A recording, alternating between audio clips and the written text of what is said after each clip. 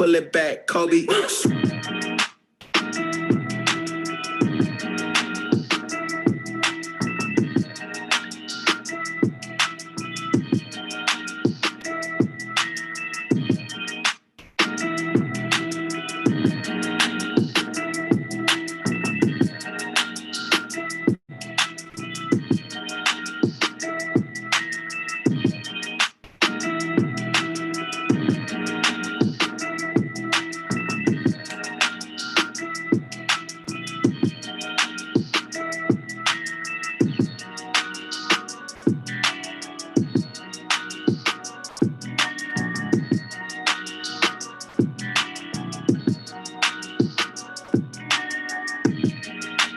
Pull it back, Kobe.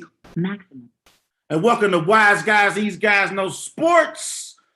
Here on this Monday, August the 23rd, in the house with your boy Trey Larkins on the Wise Guys Show. Everybody remember, go and follow Wise Guys on Twitter at WiseGuys_H. Also on Facebook, Wise Guys. Also, be sure to follow Wise Guys on Instagram at These Guys Know Sports. You live here with me on the Worldwide Sports Network. Go and follow the Worldwide Sports Network as well on all the latest platforms around the world. I'm in the house Monday, feeling real good. Happy birthday to the great late Kobe Bryant. He would have been 43 years old today. And then tomorrow is Mamba Day. So y'all know it's August 24th. It's Mamba Day tomorrow, Tuesday. I'm excited about it. Happy birthday to the GOAT, though. RIP to the greatest to ever do it in my eyes. I love MJ. I love LeBron. But in my opinion, Kobe Bryant is the greatest I ever seen do it. And, when I talk about basketball, I'm talking about when I was able to really understand the game. When I was coming up in the 90s, I didn't understand the game like I did in the early 2000s and, early 2010s. I didn't understand the game in the 90s. I understood the game more, in the mid, like 2004, 2005, and 2010. I understood the game more in Kobe's era, more so than Michael Jordan's era. I respect the hell out of MJ. Y'all saw on my social media, I went to Chicago a few weeks ago, so I got a chance to visit, the GOAT himself, Michael Jordan. When I talk about the greatest of all time, I always talk about in your era when you understood the game. That's why I understand why a lot of young players now, I understand why they say LeBron is their GOAT, because that's who they grew up watching, when they started understanding basketball and playing basketball at a high level. When I started playing basketball, in junior high and high school, Kobe Bryant was my GOAT. I was watching Kobe win championships after Shaq with Paul Gasol, Andrew Bynum, Trevor Ariza, Metta World Peace. Okay, so Kobe is my GOAT. So happy birthday to the great Kobe Bryant. And like I said, I'm excited for Mamba Day tomorrow. So I got an action jam-packed show. Who's going to win the Super Bowl first? Will it be Josh Allen? Will it be Baker Mayfield? Or will it be Lamar Jackson? Also, the NBA 2K ratings came out last week, and Kevin Durant says he should be ranked 99. That's his opinion. I'll give my opinion on whether or not Kevin Durant should be ranked 99. Also, Masai Ujiri, he is the general manager for the Toronto Raptors.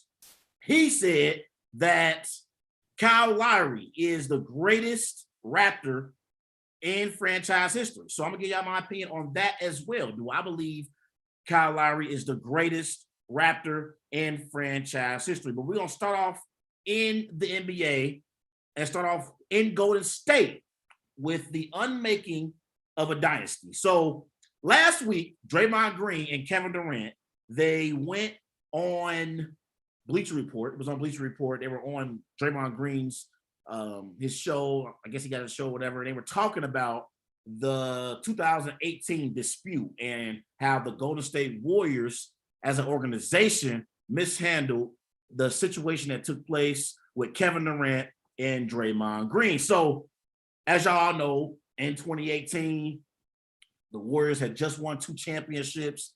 after Kevin Durant had decided to join forces with the Golden State Warriors.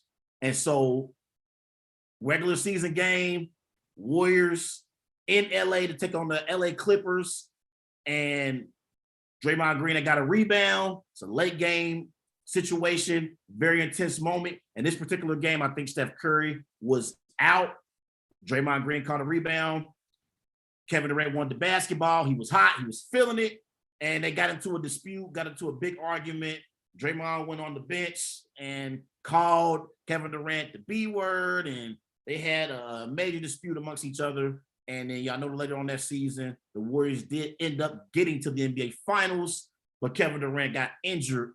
I believe it was Game 5 against the Toronto Raptors and Kawhi Leonard when Kawhi won his second championship with the Toronto Raptors. So everybody wanted to know, and everybody wanted to hear this, conversation between Draymond Green and Kevin Durant.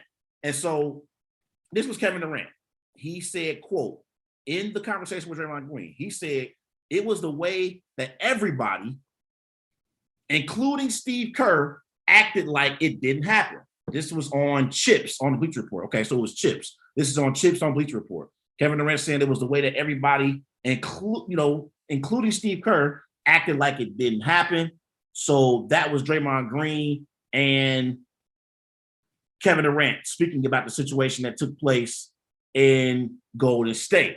So everybody was talking about, is it fair to blame Steve Kerr for the fallout in Golden State with Kevin Durant ultimately departing Golden State and signing with the Brooklyn Nets? So everybody was talking about that.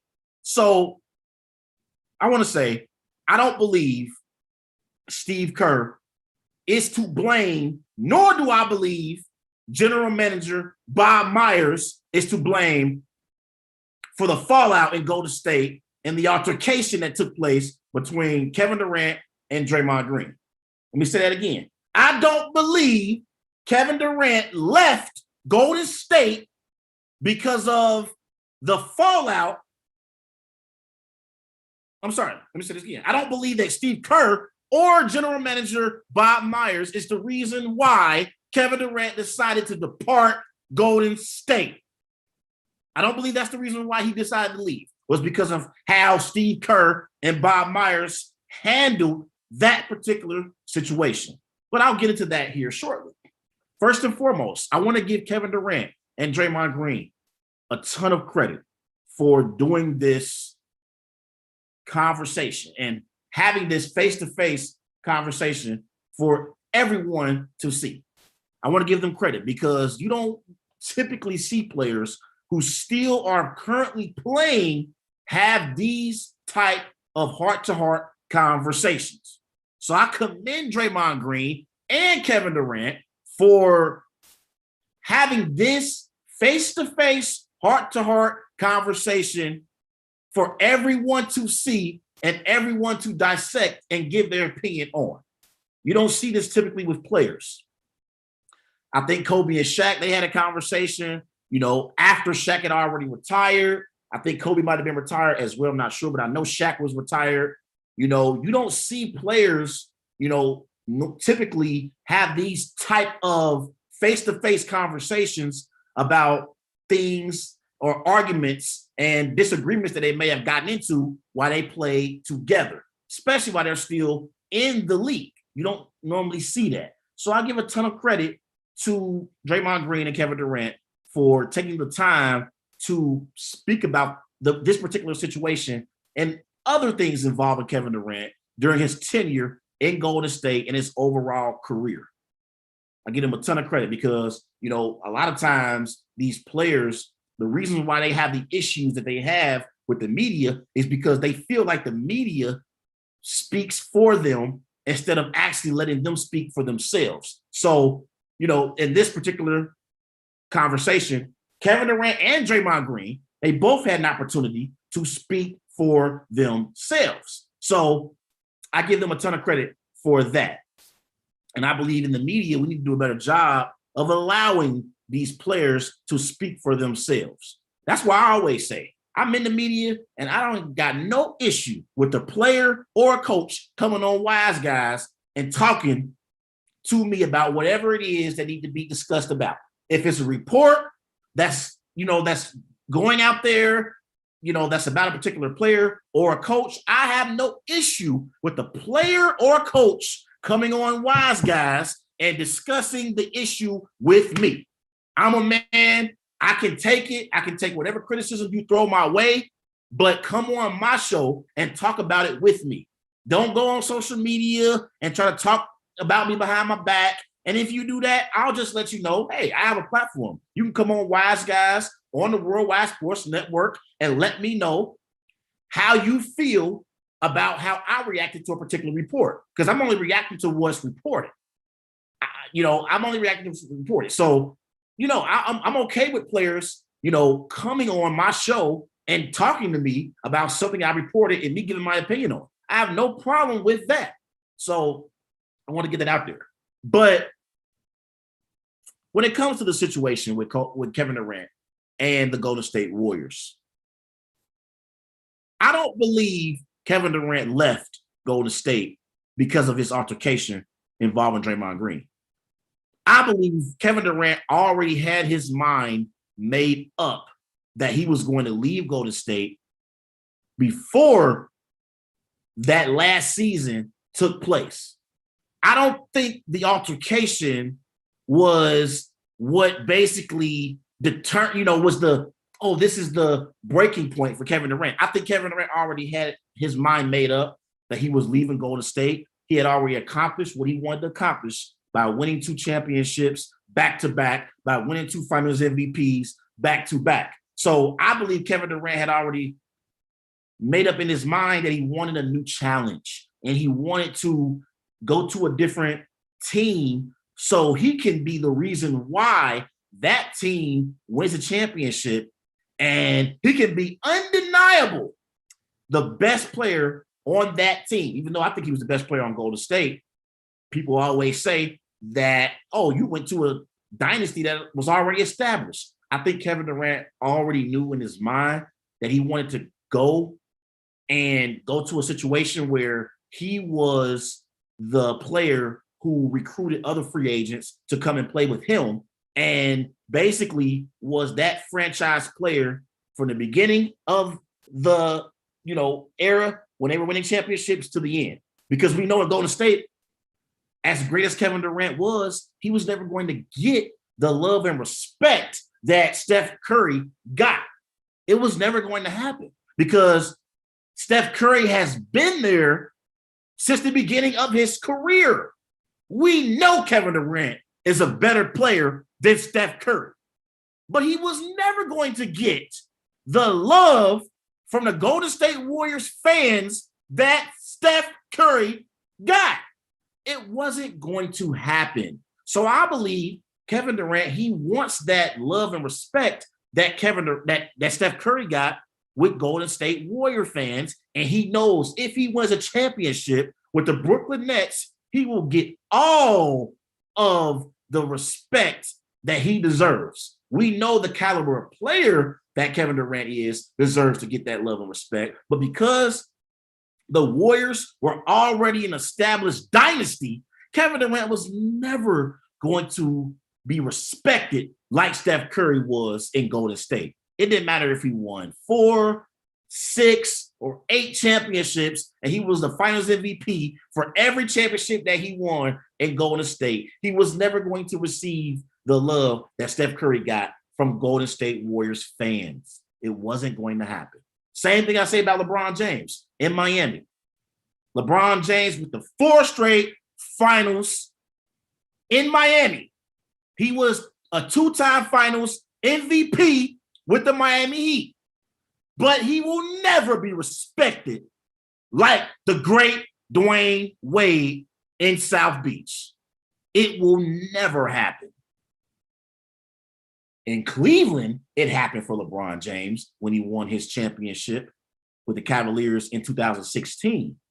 But it wasn't going to happen in Miami, no matter how many championships he won.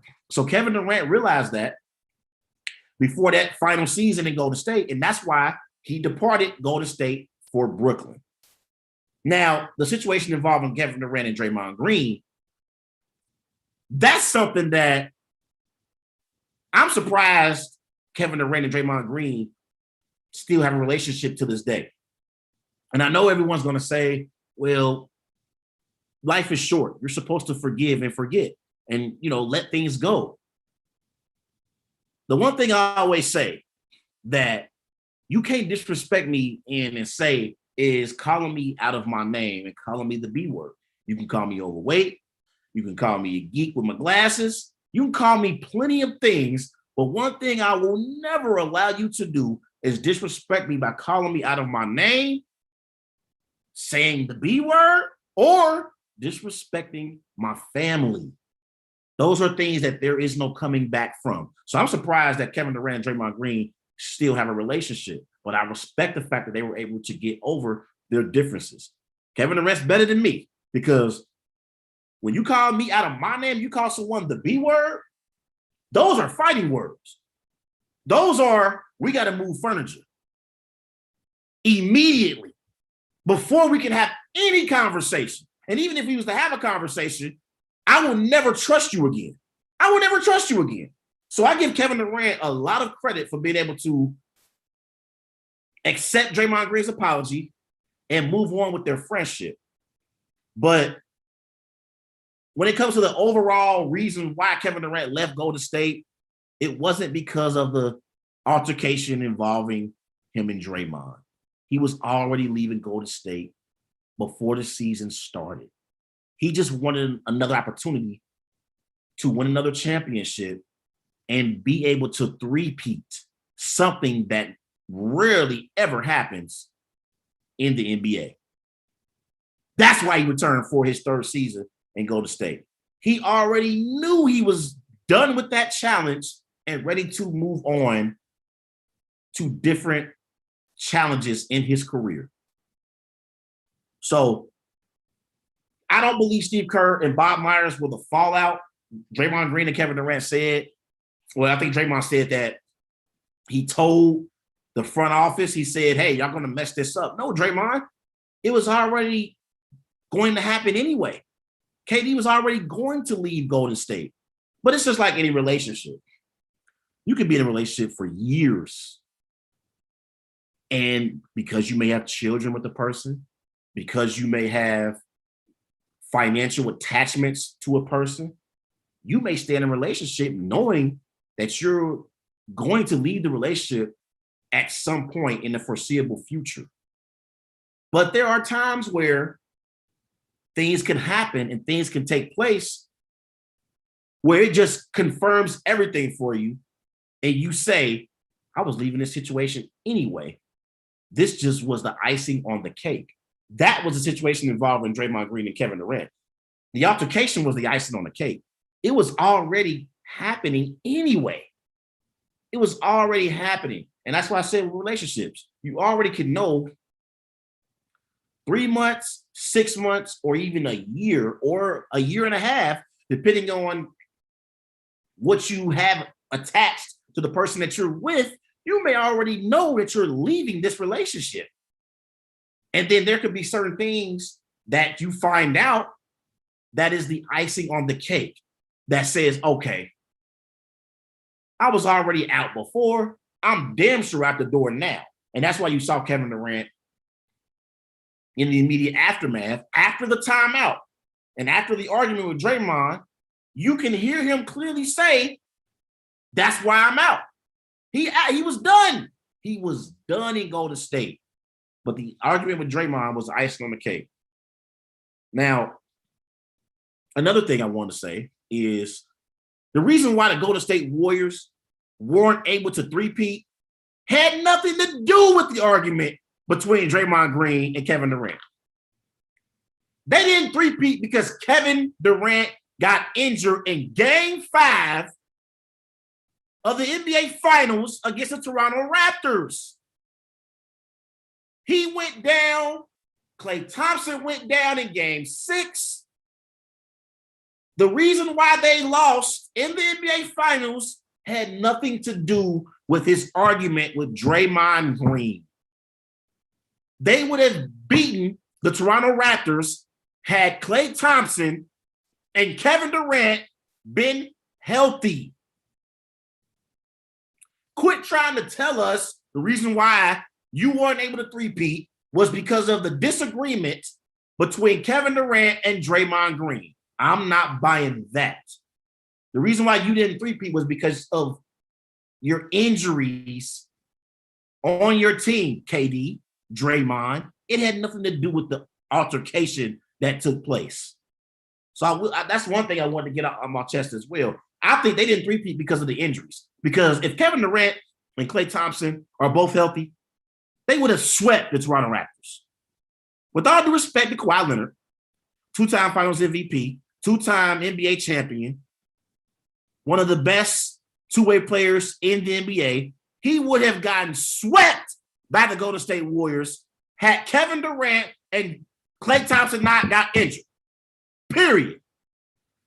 So those are my takeaways from the conversation between Draymond Green and Kevin Durant. I don't believe Steve Kerr or Bob Myers are to blame for the fallout in Golden State. Kevin Durant already had his mind made up. He was leaving Golden State.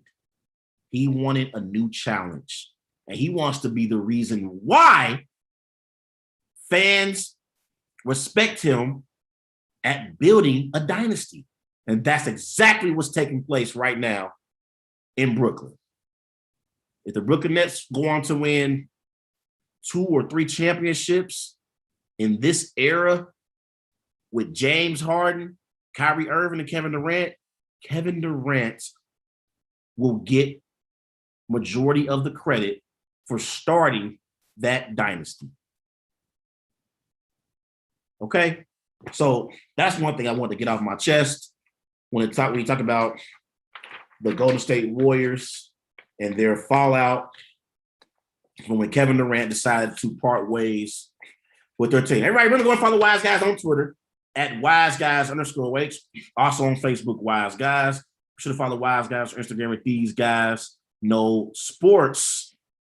You're on the Worldwide Sports Network with Trey Larkins on the Wise Guys Sports. So let's switch gears. Let's talk about Aaron Rodgers and the Green Bay Packers. So Aaron Rodgers recently had a conversation with Peter King, and he told Peter King that he nearly retired before the season. He went on to say that he doesn't want excuse me, a farewell tour. He also says that, retirement was something he was seriously considering with the Green Bay Packers. And so it got me to thinking about Aaron Rodgers and the offseason that was toxic between him and the Green Bay Packers, because we know on draft day, reports came out of Green Bay that Aaron Rodgers wanted out. And then there were reports about how Aaron Rodgers wanted general manager Brian Gutekunst fired from Green Bay as well. And so it was a toxic offseason, to say the least, when it comes to Aaron Rodgers and the Green Bay Packers. So should we expect this to be Rodgers' last season in the NFL? Absolutely not. I don't buy this idea that Aaron Rodgers was ever going to retire. The man is fresh off an NFL MVP season where he had 48 touchdowns, 5 interceptions, threw for over 4,200 passing yards, completing 71% of his passes in a season where he led the Packers to a second consecutive NFC championship game. Aaron Rodgers won NFL MVP in 2011 and 2014. You can make a legitimate argument that his 2020 season was the best season of his career. Of his career. He played with a chip on his shoulder after the Packers moved up in the draft to draft Jordan Love. Now, not only did the Packers draft Aaron Rodgers' replacement, they moved up in the draft to draft Jordan Love. They moved up. Okay?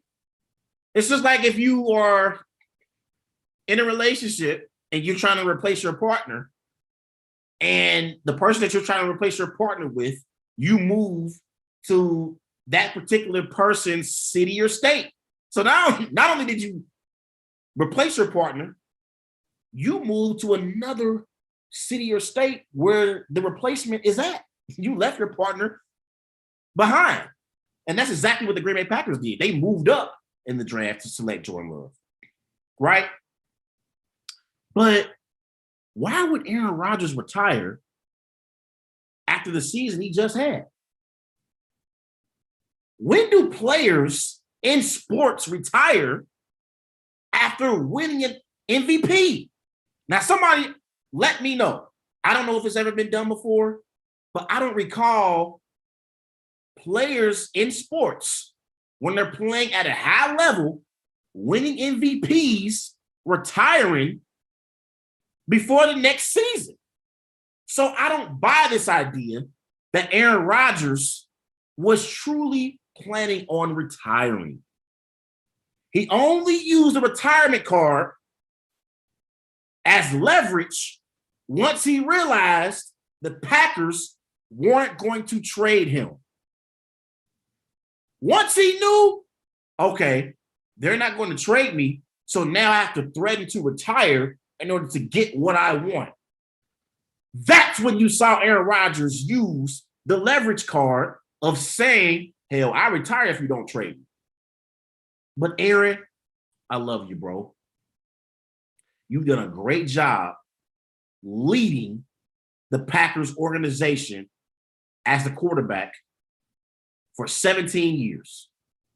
I believe Aaron Rodgers is the greatest player in franchise history. He's better than Brett Favre. He's better than Bart Starr. And I think from a talent perspective, Aaron Rodgers is the greatest quarterback in NFL history. Just talent. I ain't talking about accomplishments. I'm talking about strictly talent. But Aaron, stop with the idea that you were going to retire. Stop trying to sell this on us on that idea, because I'm not buying it. You were never going to retire. So I'm at a point with Aaron Rodgers where Aaron, as a Packers fan, as a fan of football, it's time to shut the hell up and play football. You went to the NFC Championship and back-to-back seasons. You weren't able to get over the hump in back-to-back seasons. In 2019, you lost in the NFC Championship to the San Francisco 49ers. Last year, Tom Brady came to Lambeau Field and beat you in your house in the NFC Championship. So I'm at a point with Aaron where, as a Packers fan, I want Aaron to shut up and play football and get us over the hump and back to the Super Bowl. I don't want to hear no more about you were thinking about retirement. I don't want to hear no more about you hosting Jeopardy. It's time to play football. And Aaron, you've done this at a very, very elite level as the starting quarterback for the Green Bay Packers. Get back to what you do best. Because what you do best, it's not selling us on the idea that you were really seriously considering retiring. It's not hosting Jeopardy. As great as you did doing that, because you did a hell of a job hosting Jeopardy, but you're better as a quarterback in the NFL. So get back to doing what you do best, and that's playing the quarterback position for the Green Bay Packers. Now, another question that I saw, I was watching First Take, and they had a question where they were talking about Aaron Rodgers. And they said, did Aaron Rodgers revolutionize the way we view the quarterback position? I believe Aaron Rodgers revolutionized the way we view the quarterback position. Besides Patrick Mahomes, no other quarterback in NFL history has the skill set that Aaron Rodgers has. The man is a 3-time NFL MVP. He's a Super Bowl champion, Super Bowl MVP. We have never seen a quarterback that can fling the football like Aaron Rodgers. He has 412 touchdown passes to 89 interceptions. That's nearly a 5-to-1 touchdown to interception ratio. He has the best passer rating in NFL history. And he's played at an elite level for multiple years. There were years in the past where the Green Bay Packers didn't deserve to be in the position that they were in. It happened in the 2016 season. I believe that was a season where at one point the Packers were 4-6, and Aaron Rodgers said, we're going to run the table. I believe he said that. That's what I believe. We got a few Aaron Rodgers quotes. We got relax, RELAX. We got believe, run the table. And in 2016, he did just that. At one point, the Packers were 4-6. They finished the regular season 10-6. So they won 6 straight games and were hot heading into the postseason. They got to the playoffs and they won 2 straight. So Aaron Rodgers had won 8 straight games and got the Packers to the NFC Championship game where they had no business being, going up against Matt Ryan and the Atlanta Falcons. The Packers defense that year, they weren't a top 5 defense in the NFL. The Packers defense weren't a defense that was getting a lot of stops. They weren't creating turnovers. Aaron Rodgers dragged the Packers to the NFC Championship game in 2016. In 2014, I think the Packers got to the NFC Championship game again that year, going up against the Seattle Seahawks. We've talked about other quarterbacks in the NFL who've had a top 10 defense that they were playing with. Tom Brady has had a top 10 defense multiple times in his career when he was playing with the New England Patriots. The one time that Aaron Rodgers had a top 10 defense, he won the Super Bowl. So he's went on deep playoff runs with the Green Bay Packers multiple times without having a top 10 defense in the NFL. So yes, I believe Aaron Rodgers revolutionized the way we view the quarterback position. Outside of Patrick Mahomes, we have never seen a quarterback play at an elite level and have the skill set that Aaron Rodgers has right now. We haven't seen it before. So I know everybody want to talk about Aaron Rodgers only has 1 Super Bowl. Aaron Rodgers is 1-4 in NFC Championship games. Aaron Rodgers doesn't play well in NFC Championship games. He has, I believe, 21 touchdowns, 17 interceptions in NFC Championship games. So it's fair if you want to say Aaron Rodgers doesn't play well in NFC Championship games, although I have an argument that can go against that as well. But it's undeniable that he's revolutionized the way we view the quarterback position, right along with Patrick Mahomes. As great as Tom Brady was, as great as Joe Montana was, as great as Peyton Manning was, as great as Drew Brees was, none of them can make plays and have the mobility that Aaron Rodgers has. And the only quarterback that we have seen come close is Patrick Mahomes.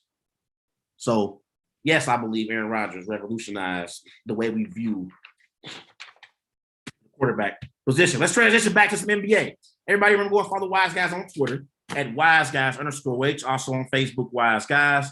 Be sure to follow Wise Guys on Instagram at These Guys Know Sports. Let's talk about the Toronto Raptors. As Raptors general manager Masai Ujiri, he says that Kyle Lowry is the greatest Raptor of all time. So let's talk about it. Recently, there was a list of the greatest Raptors ranked. I'm going to read it to y'all. I seen this on social media. So coming in number 10, you got Fred VanVleet. Number 9, you got Valanciunas. Number 8, you got Jose Calderon. Number 7, you got Damon Stoudemire. Number 6, you got Pascal Siakam. Number 5, you got Chris Bosh. 4, you got Vincenity. 3, you got DeMar DeRozan. 2, you got Kyle Lowry. So according to this list and according to Masai Ujiri, general manager of the Toronto Raptors, Kyle Lowry is the greatest Raptor of all time. So let's start off with that. I got a lot of respect for Kyle Lowry.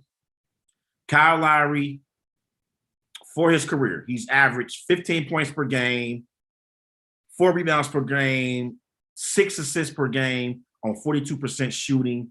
He is the ultimate floor general.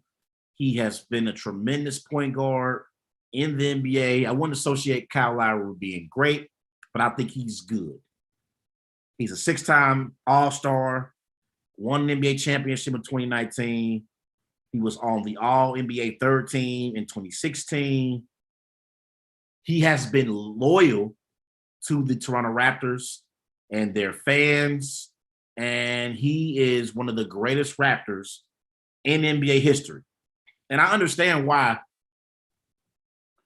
Masai Ujiri would have Kyle Lowry being ranked number 1 because of his loyalty, because of his dedication to winning for that franchise, because of how he has, been a great marketer for the Toronto Raptors.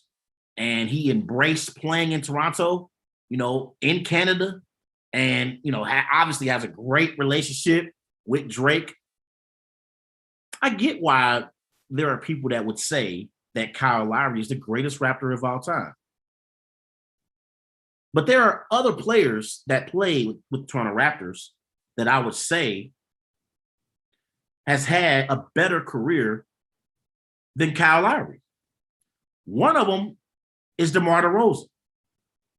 DeMar DeRozan is a 4-time NBA All-Star. He was on the All-NBA second team in 2018. Okay, DeMar DeRozan for his career.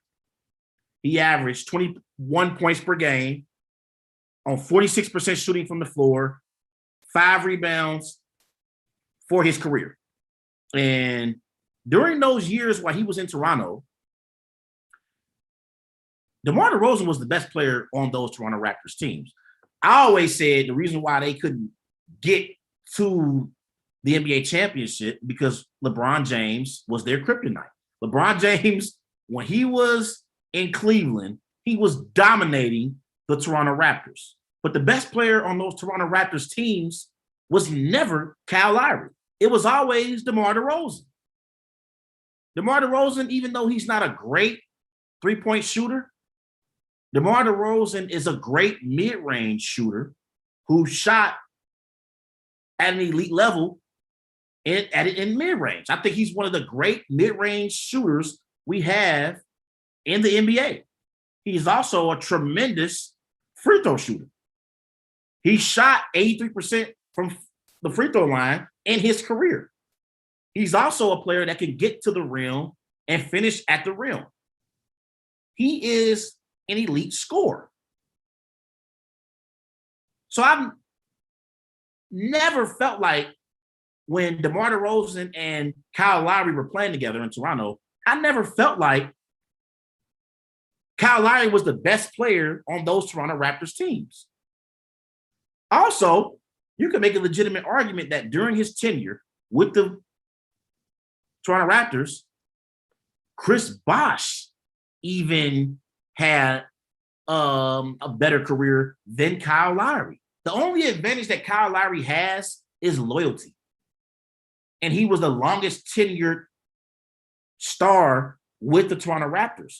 I think Vince Carter was there for multiple years as well. I'm going to get to Vince Carter here in a bit, but Chris Bosh led the Toronto Raptors to the postseason multiple years while he was in Toronto before he went to Miami. And Chris Bosh played pretty well while he was in Toronto. And he was the best player on those teams as well. Let me look at this here. I'm gonna look this up so I can be, quote everyone correctly. He led the Toronto Raptors to the postseason twice in his tenure when he was in Toronto. Twice. He only played in the NBA 6 years. And so both years he led the Toronto Raptors to the playoffs, it looks like. So you can make a legitimate argument that Chris Bosh was more even talented than Kyle Lowry. I mean, that's up for debate. But there is no denying, it's undeniable that Kawhi Leonard, in his one season with the Toronto Raptors, was the greatest Raptor of all time. In his 1 year, Kawhi Leonard, he averaged 27 points per game, 7 rebounds per game on 50% shooting from the floor, was the finals MVP for the Toronto Raptors. And I just mentioned earlier how I believe if Kevin Durant and Klay Thompson never get injured, I believe the Warriors would have swept Kawhi and the Raptors. But given what happened and the circumstances and how Kawhi Leonard brought a championship to the city of Toronto, you can make a legitimate argument that in his one season, Kawhi Leonard accomplished more than even what Kyle Lowry accomplished in his 8 seasons being a member of the Toronto Raptors. Or 9 seasons. 9 seasons he was there. So, I understand where Masai Ujiri is coming from. I get it. I understand why there are individuals that would say that Kyle Lowry is the greatest Raptor of all time, but there are other players who I believe were more talented than Kyle Lowry. And the only reason why you would say Kyle Lowry is the greatest Raptor of all time is because of his longevity with the franchise and how loyal he was to that organization. Like I'm looking up Vince Carter right now. Like Vince Carter, 8-time All-Star, won the slam dunk contest in 2000 as a member of the Toronto Raptors. And while he was in Toronto, I'm looking at his numbers. While he was in Toronto, this is Vince Carter. Vince Carter, he averaged 25 points per game, 28 points per game, 25 points per game, 21 points per game, 23 points per game. While he was in Toronto, Vinsanity was a big deal. He was a great player for that organization. I don't include Tracy McGrady in this conversation because Tracy McGrady, he wasn't with Toronto long enough. He was only in Toronto for 2 seasons. That was the beginning of his career. So I don't include Tracy McGrady in this conversation, even though Chris Bosh was in Toronto as well for 2 years. But Vinsanity was the star of the Toronto Raptors when Tracy McGrady was in Toronto. He was the star. And then while he was in Toronto, Tracy McGrady, he only averaged, 7 points per game and 10 points per game. So he wasn't even in the prime of his career while he was in Toronto. But again, there are multiple players that I would say were more talented than Kyle Lowry. But when you talk about the greatest of all time, you're not talking about particular just talent. You're talking about longevity, and you're talking about loyalty to a franchise. That's why I always say I don't think Kevin Durant is Mr. Thunder. I think that's Russell Westbrook because of his longevity and his loyalty to that franchise. Kevin Durant obviously is a better player than Russell Westbrook. He was the best player on those Oklahoma City teams while he was in Oklahoma City.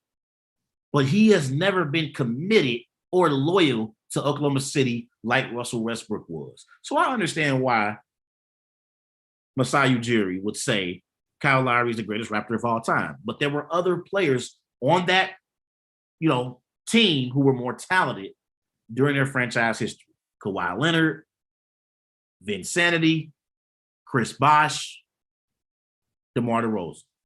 So that's my opinion on that. Let's transition and let's talk about the young NFL quarterbacks on the rise in the NFL. Josh Allen, Lamar Jackson, and Baker Mayfield. So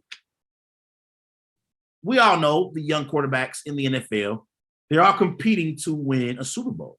Josh Allen, Lamar Jackson, Baker Mayfield, Justin Herbert, Tua, Joe Burrow, Justin Fields, Trey Lance. All of these young quarterbacks, they are trying to win a Super Bowl. But I want to talk about these three young quarterbacks in particular. And that's Josh Allen, Lamar Jackson, and Baker Mayfield. Who will win a Super Bowl first? Let's start off with Josh Allen. Josh Allen, his head coach is Sean McDermott. Josh Allen, he went to the Pro Bowl last year, second team All-Pro last year as well. He was second in NFL MVP voting behind Aaron Rodgers. He's the first player in NFL history to have 4,500 passing yards, 35 plus passing touchdowns, and 5 plus rushing touchdowns in a single season. Okay. Also, Josh Allen, when you look at Josh Allen, he led the Buffalo Bills last year to the AFC Championship game, and he played decent in that game. He's had some moments in the playoffs where he hasn't necessarily played very well. He's 2-2 during his time, as quarterback for the Buffalo Bills and being the starting quarterback. So in 2018, his rookie year, he had 10 touchdowns, 10 interceptions, threw for over 2,000 passing yards, rough rookie campaign. 2019, he had a very good sophomore season, 20 touchdowns, 9 interceptions, threw for over 3,000 passing yards.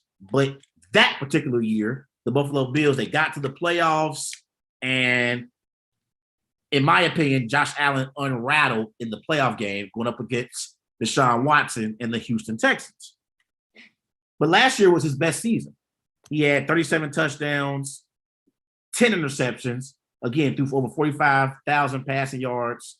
He was outstanding. And I've said in the past, that he's a franchise quarterback that you can build your franchise around.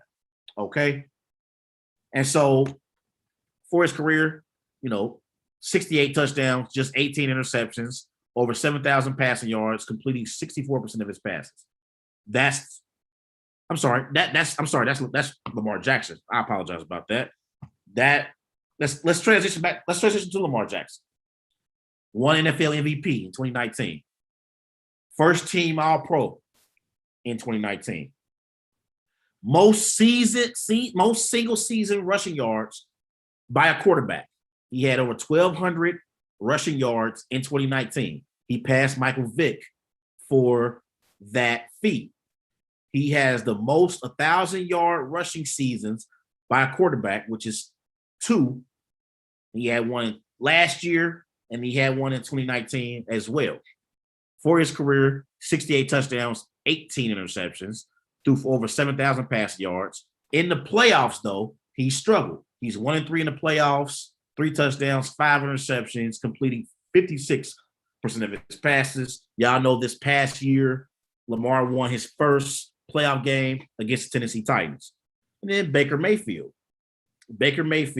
He won Rookie of the Year in 2018. In a season where he had 26 touchdowns, 8 interceptions, threw for over 3,500 passing yards. Y'all know in college he won a Heisman in 2017.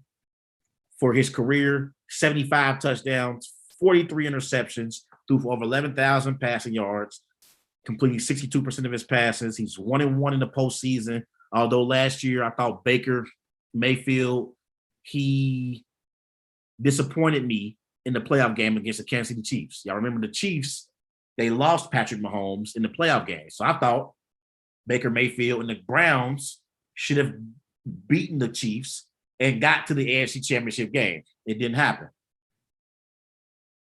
But Baker Mayfield in the playoffs, he has 4 touchdowns, 1 interception, 467 passing yards. Okay? So when you ask the question, who's going to win a Super Bowl first? Will it be Josh Allen? Will it be Lamar Jackson or Baker Mayfield?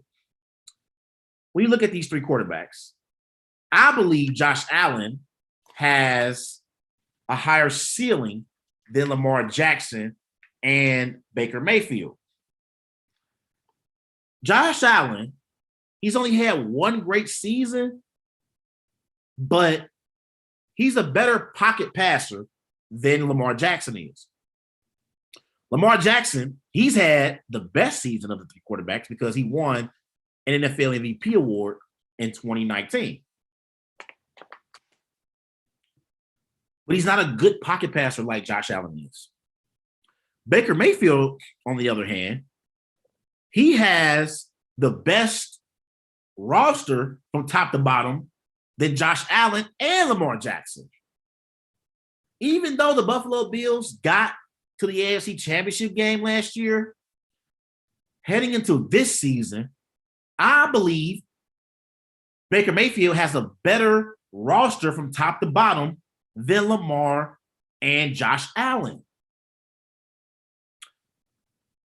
But that doesn't mean Baker Mayfield will win a Super Bowl before Josh Allen and Lamar Jackson. This is tough because I believe this is comparing 3 young quarterbacks who all have a chance to win a Super Bowl at some point in their career. And we are basically, trying to nitpick on who will have an opportunity. But I'm going to take off Baker Mayfield. He has the best roster from top to bottom. But if I'm ranking young quarterbacks, I'm ranking Lamar Jackson and Josh Allen ahead of Baker Mayfield. Period. Baker Mayfield had a tremendous rookie season. But when I look at the Cleveland Browns, they have an elite receiver in Odell Beckham. They have a great running back tandem with Kareem Hunt and Nick Chubb. They have a great defense being led by Myles Garrett. In free agency, they brought in Jadeveon Clowney. So Jadeveon Clowney and Myles Garrett can both rush the passer at an elite level. They also brought in Troy Hill in the secondary. He can also create havoc for your team. When I look at the Cleveland Browns, the only question mark we have is Baker Mayfield. I believe in Kevin Stefanski as a head coach.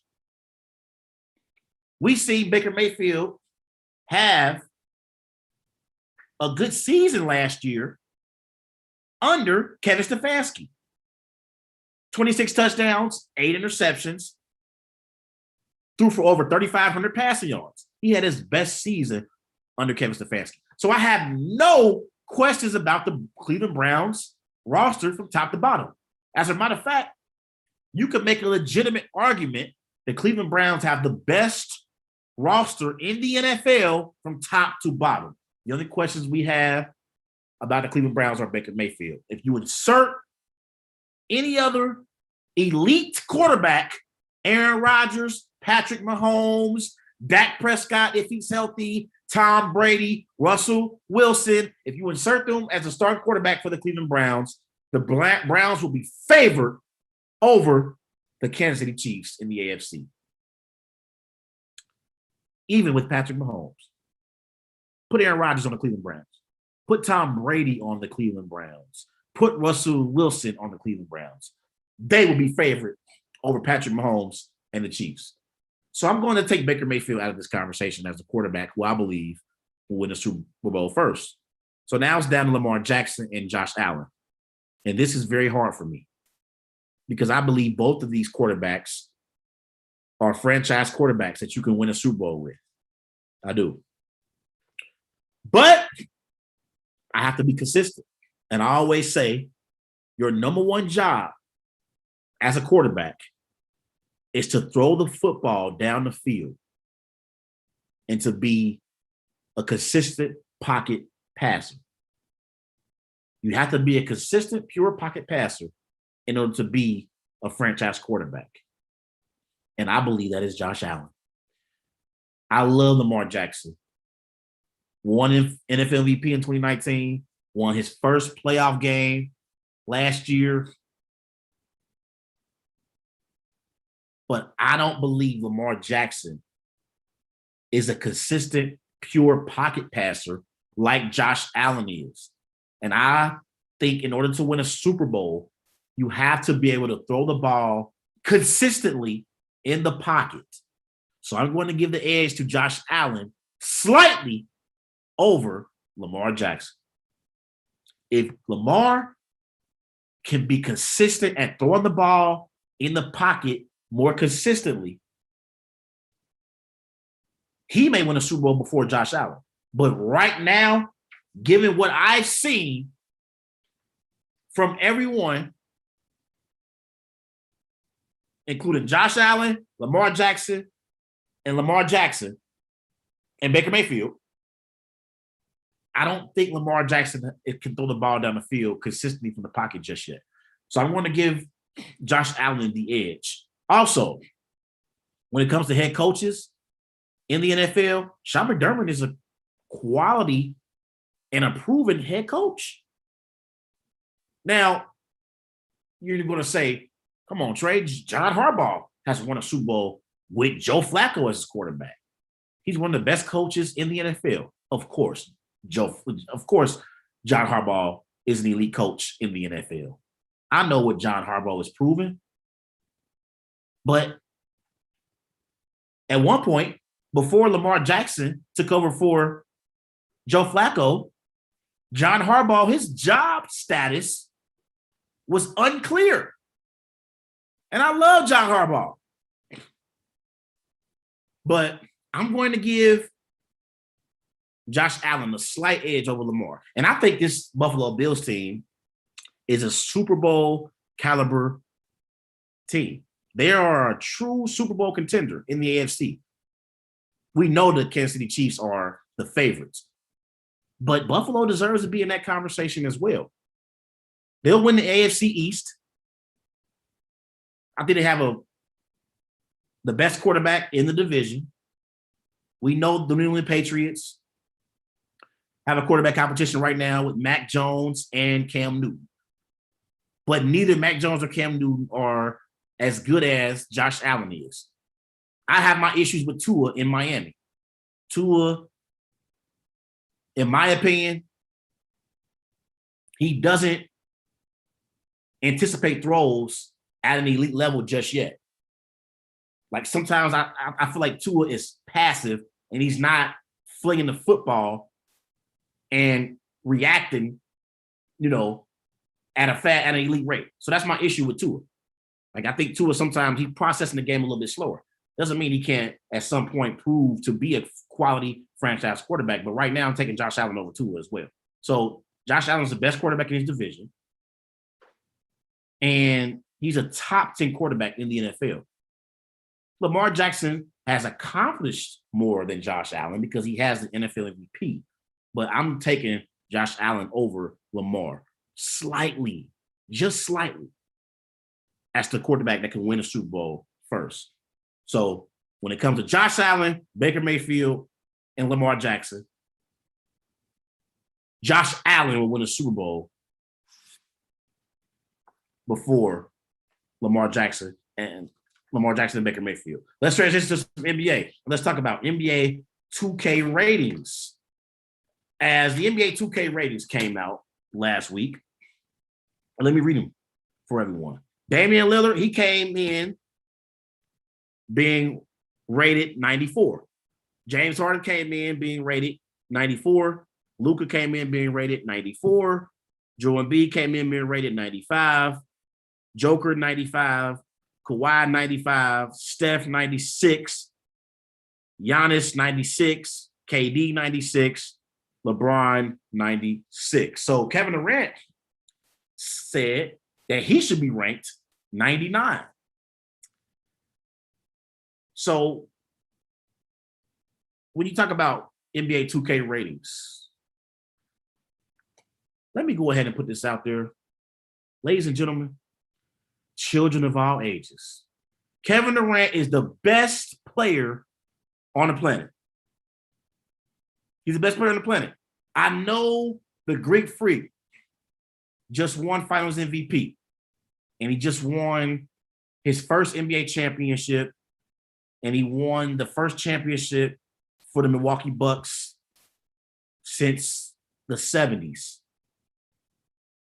And I know he had the greatest, arguably the greatest closeout game in NBA Finals history in Game 6 against the Phoenix Suns. And also in that game, Giannis hit 90% of his free throws, something we would have never thought we would have seen. He played outstanding in NBA Finals.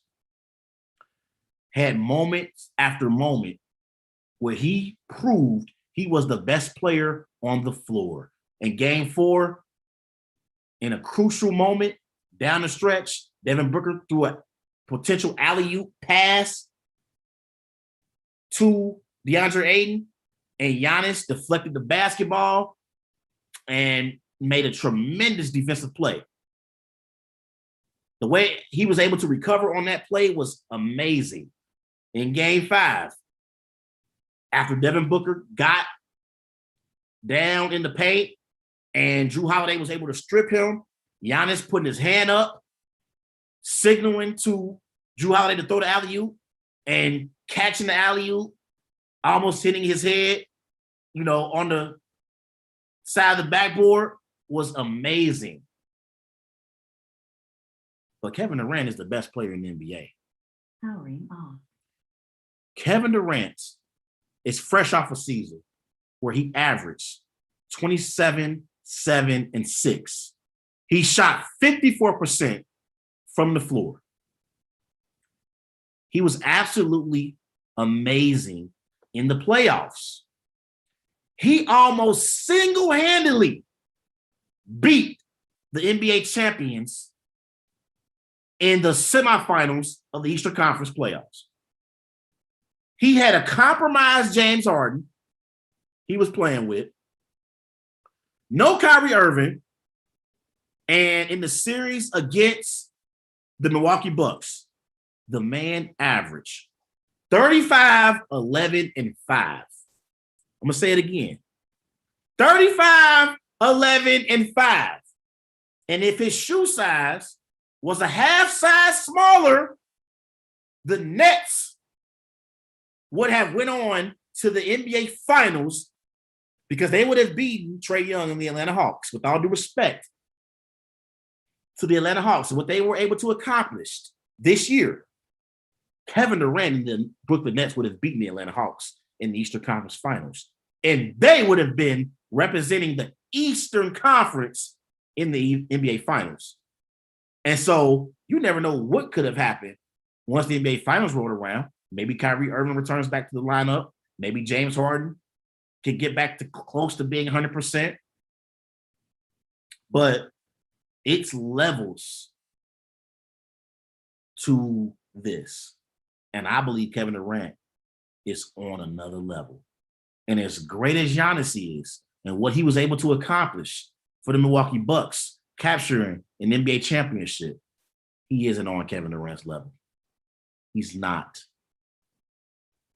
Kevin Durant is a more skilled offensive scorer than Giannis could ever dream of being. Kevin Durant is a better free throw shooter than Giannis. Kevin Durant is a better perimeter shooter than Giannis. Giannis has better athleticism than Kevin Durant. And the only thing that you can criticize Kevin Durant for is not being in the weight room because he's slim and he's skinny. And you can get him down in the low post and you can body him down in the low post. Although his defense has gotten much better as well. Since his time in Golden State, playing with Steve Kerr and how Steve Kerr preaches defense, Kevin Durant is a better defensive player now. But I'll give Giannis the edge when it comes to athleticism. But that's about it. That's about it. Defensively, Giannis, he's a better defensive player than KD. So, okay, we'll give him that. I'll give Giannis that. Defense and athleticism. But everything else, I'm giving the edge to Kevin Durant. Now, before I sign off here tonight, I know I'm going to have witnesses, LeBron James fans, who are going to say, what about LeBron? LeBron James is still the best player in the world. What about LeBron? Kevin Durant is better than LeBron James as well.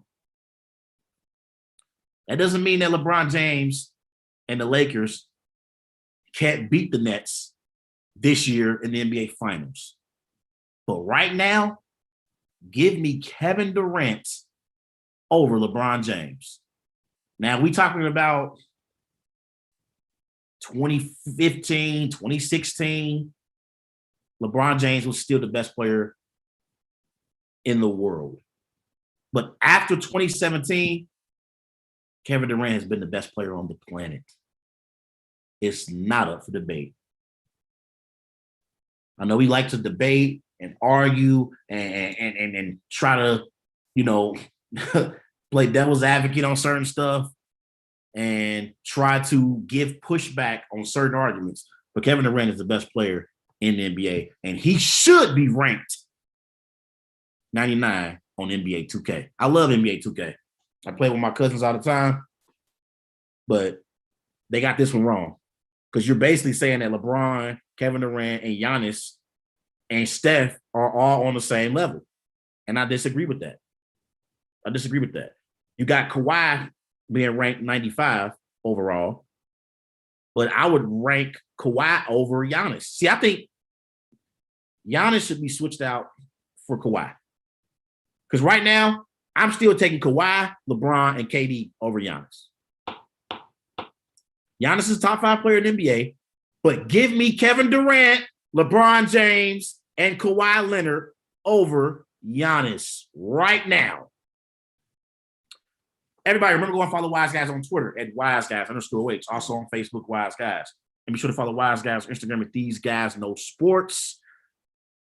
Happy Mamba Day. That's tomorrow, Tuesday, August 24th. Today is Kobe Bryant's official birthday. He would have been 43 years old today. RIP to the Black Mamba, the greatest to ever do it in my eyes. I'll see y'all Wednesday night, same time, same place on the Worldwide Sports Network. And go and follow Wise Guys and the Worldwide Sports Network on all social media platforms. Y'all have a good night.